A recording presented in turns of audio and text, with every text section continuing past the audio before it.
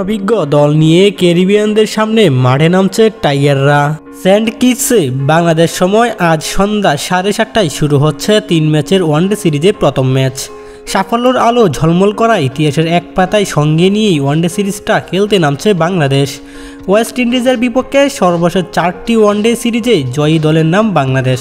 2018 ও 2022 সালে West Indies সফরের test সিরিজে বাজে খেললেও দুবার ওই ওয়ানডে সিরিজ জিতে দেশে ফিরে বাংলাদেশ। 2 বছর আগে সর্বশেষ সিরিজে তো ক্যারিবিয়ানে ধবলধোলাই করেছে বাংলাদেশ। ওটা 2 বছরের পুরনো স্মৃতি। বাংলাদেশের ওয়ানডে দলে থাকা 3 জন তো ক্যারিবিয়ানের সাফল্যের একদম টাটকা স্মৃতি নিয়ে খেলতে নামবেন।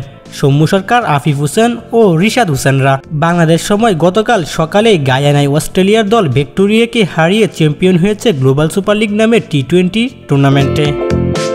তাই টাটকা এই স্মৃতি সঙ্গে করে সৌম্যরা বাংলাদেশকে চ্যাম্পিয়ন্স ট্রফির আগে সর্বশেষ ওয়ানডে সিরিজে সাফল্য এনে দিতে পারবেন কি? কাজটা একটু কঠিনই। টেস্টের মতো এই সিরিজেও নেই সাকিব মুশফিকদের মতো বড় নাম। এই সিরিজেও নেই মূল অধিনায়ক নাজমুল হোসেন শান্ত। টেস্টের মতো এই সিরিজে অধিনায়কত্ব করবেন মেহেদী হাসান মিরাজ। বাংলাদেশের কোচ ফিল সিমন্স কিংস্টন টেস্টের জয়ের পর বললেন, অভিজ্ঞদের ছাড়াই কাজটা কঠিনই হবে। এটা আসলে খুব বড় এক পরীক্ষা। এই টেস্ট সিরিজের চেয়েও অনেক সিনিয়র খেলোয়াড়কে আমরা পাচ্ছি না। অভিজ্ঞদের একজন মাহমুদুল্লাহ অবশ্য আছেন দলে। বাংলাদেশের খেলা সর্বশেষ ওয়ানডেতে আফগানিস্তানের বিপক্ষে যিনি খেলেছেন 98 রানের ইনিংস। তবে শারজায় ওই ম্যাচটি হেরেছে বাংলাদেশ, হেরেছে সিরিজও। ওয়ানডেতে অবশ্য বছর দেড়েক ধরেই খারাপ সময় যাচ্ছে বাংলাদেশের।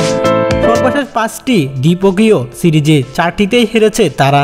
অন্যদিকে প্রতিপক্ষ ওয়েস্ট ইন্ডিজ সর্বশেষ ওয়ানডে সিরিজে হারিয়েছে ইংল্যান্ডকে। তবে ওয়ানডে র্যাঙ্কিংয়ে এখনও বাংলাদেশ চেয়ে পিছিয়ে আছে দলটি। দুবারের বিশ্ব চ্যাম্পিয়নরা আছে 10 নম্বরে, বাংলাদেশ 9 নম্বরে। র্যাঙ্কিংয়ে পিছিয়ে থাকাতে চ্যাম্পিয়ন্স ট্রফিতে সুযোগ না পাওয়া ওয়েস্ট ইন্ডিজ সিরিজ খেলবে শাই হোপের নেতৃত্বে। ঘরোয়া ক্রিকেটে দুর্দান্ত খেলা উইকেটকিপার ব্যাটসম্যান আমির জাঙ্গুর অভিষেক হয়ে যেতে পারে আজই। Daily sports update.